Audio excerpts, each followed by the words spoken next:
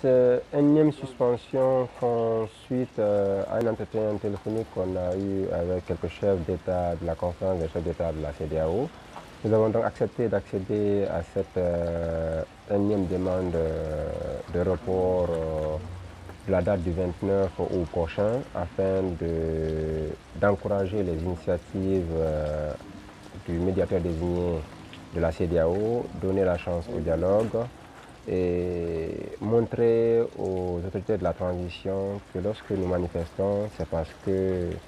c'est un principe démocratique. Lorsque nous manifestons, ce n'est pas pour les défier, mais c'est pour vraiment faire passer un message qui consiste à dire que la transition est dévoyée. Et le report de la date du 4 correspond à un dimanche et la communauté chrétienne nous a demandé de se recevoir à cette date pour leur permettre de célébrer leur prière du jour. Donc nous avons également accepté d'accéder à cette date. Le 5 est maintenu malgré tout? Le 5 est maintenu parce que, comme vous le savez déjà, selon les autorités de la transition, toute manifestation sur la voie publique est formellement interdite au cours de cette transition. Et nous nous rendons compte que la date du 5 pourrait faire exception. Ceci étant, et comme nous sommes des citoyens guinéens comme tout le monde, nous estimons que c'est une bonne perche qu'on nous tend, qu'on va essayer d'exploiter à bon escient, en appelant à une mobilisation gigantesque.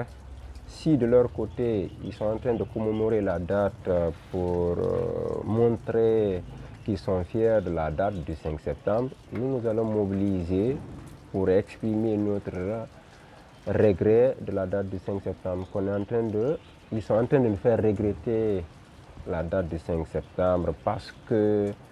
n'ont pas tenu leur engagement, parce que toutes les raisons qu'ils ont évoquées pour perpétrer le coup du 5 septembre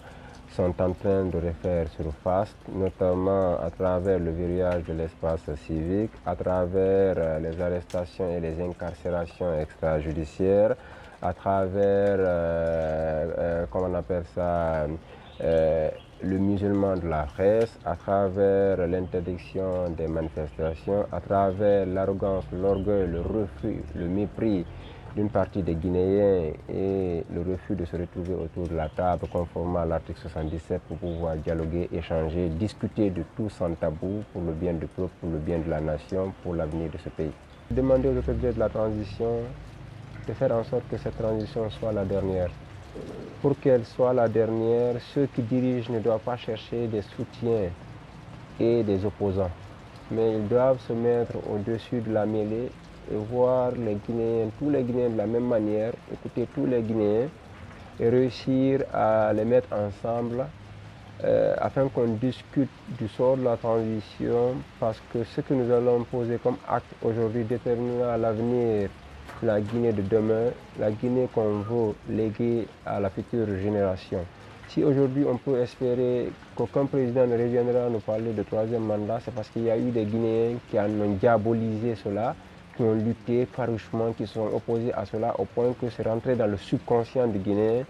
que le troisième mandat est un crime. Donc nous demandons au CNRD d'accepter, s'ils sont intéressés par la responsabilité de la magistrature suprême, qu'ils fassent leur transition en respectant un délai raisonnable pour le déroulé des points clés pour le retour à l'ordre constitutionnel et de revenir en civil pour pouvoir briguer cette magistrature suprême. Merci.